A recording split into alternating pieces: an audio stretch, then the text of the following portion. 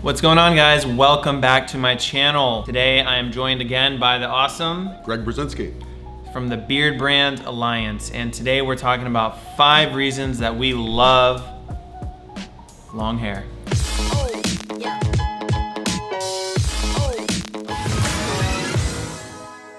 There was a time where people were pretty closed-mouthed about giving any kind of negative comments to anyone, and When was that? I don't think I was born yet. it seemed like the internet and social media has unleashed kind of a devil in allowing people to say whatever they want about people, whether it be good or bad. But hopefully, most of the stuff is good. We love getting compliments, and one of the reasons we wear long hair is because you're going to stand out in a crowd, and long hair is going to get you noticed. Do you find that's the truth? Oh, 100%. I find that when I'm going to any event or walking down the street, even going into coffee shops, going grocery shopping, it's one of those things where I try not to pay too much attention to it, but I can feel heads turning, and I can just feel people looking at the long hair, whether it's in a bun, whether it's down. People compliment long hair if I'm at a networking event or if I'm at a social hour with friends. It's always a topic of conversation no matter what. So you're going to get noticed, you're going to stand out. Whether that's good or bad for you, I'll leave that up to you. I count that as a good thing because you never know what opportunities could come from starting a conversation with someone new, with a stranger. Yeah, being in relationship we're people that are supposed to be in relationship, and part of the way of starting a relationship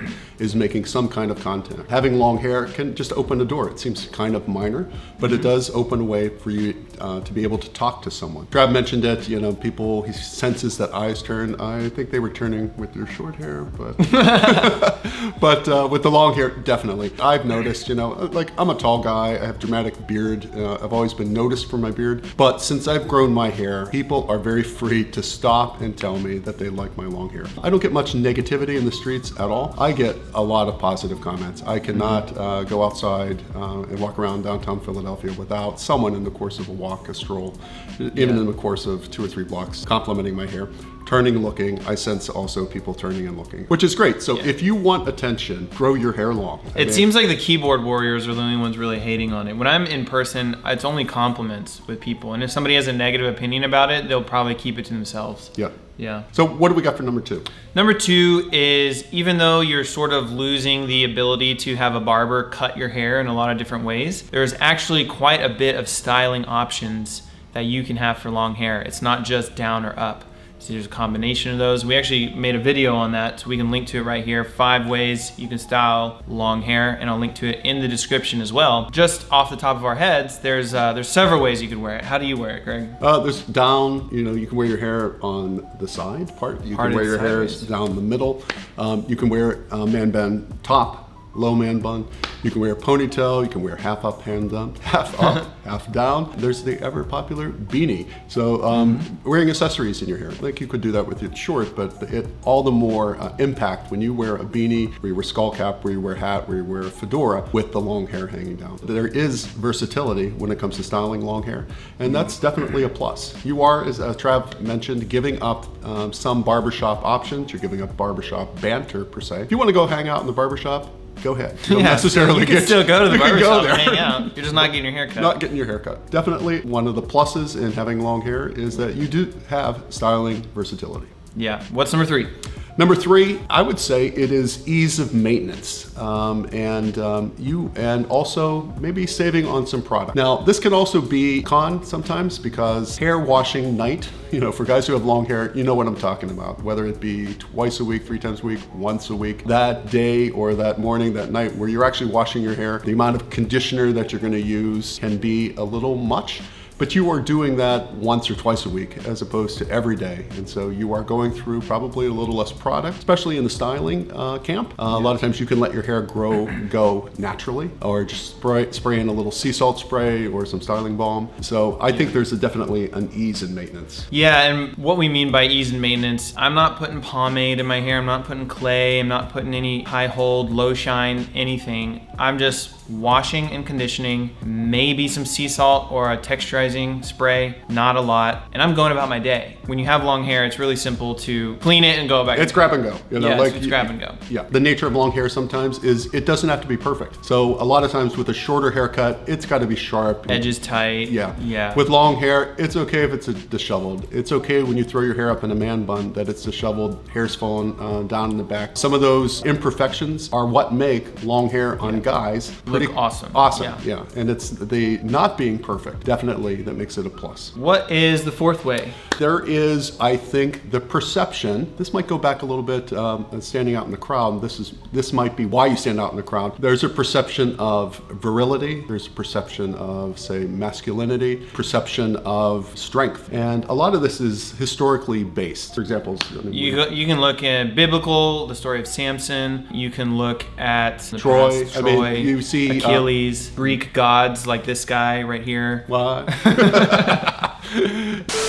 You got your Zeus, you got your mythological figures, usually all rendered with long hair, all usually rendered as superheroes, you know, and over time, historically, a lot of those, you know, superhero strengths or virility, masculinity is attached to those figures, often portrayed with long hair. That's, hey, I'm taking that. That's that's definitely a plus. So if you can grow long hair, that's definitely something that you should consider. Which is funny because, you know, you think growing long hair is something typically seen on women today. But historically, if you go back a couple of centuries, I don't think you would see the distinction with the long and the short hair that you see today with men having super short hair, women being revered for having longer hair. So I think it's actually stepping back a little bit in a good way. And even looking back to like the 1700s, guys would actually wear wigs to give the impression that they have long hair, simply because they wanted to give that perception. So yeah, that's definitely subconsciously what people think about when you have long hair, even if they're not articulating it. I think it's just a subconscious message that they can think about. So some of those historic examples also, I had made a video before, the history of long hair, but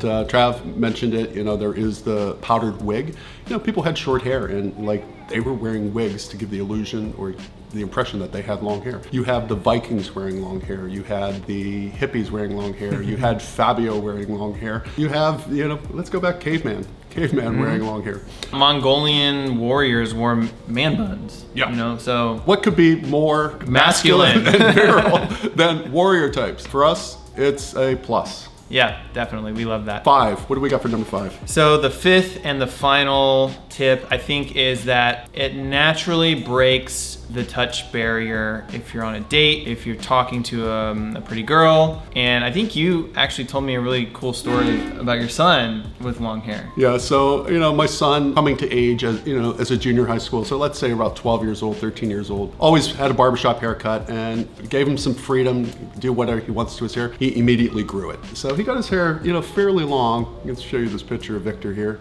Beautiful hair, cool hair. So beautiful and so cool that all of the girls in school were finding themselves not capable of not touching it. It drew the desire for the schoolgirls to touch Victor's hair to the point where notes had to be sent home to the parents to actually have your daughters refrain from touching Victor's hair. But it does exactly that. There's a subconscious urge for people to just want to touch hair. And I'm not saying that you walk into a room, everyone's like, oh my gosh, but you're having a conversation with someone, maybe you're attracted to this person. Halfway through the conversation, they get a little bit more comfortable with you and they're like, oh, can I touch your hair? And all of a sudden, that touch barrier is being broken in a really almost platonic way. Yep. So I think that it gives just almost an edge if you're wanting to connect with someone or you're on a date. You know, at a party recently at Beard Brand headquarters, at a party, people said, hey, I've seen your hair before. And people are like, wow, it's like, it's touchable. It's real. Oh my God. Oh my God!